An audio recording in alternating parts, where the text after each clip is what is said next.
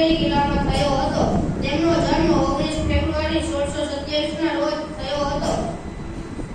એવું માનવામાં આવે છે કે સિંગેરી કિલ્લા પર આવેલા શિવાજીના નામ પરથી તેમનું નામ શિવાજી રાખવામાં આવ્યું હતું.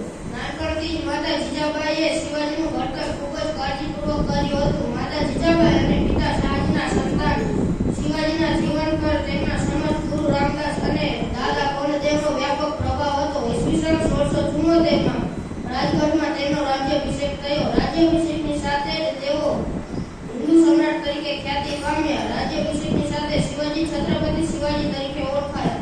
4 એપ્રિલ 1680 ના રોજ તેમનું અવસાન થયું તેવું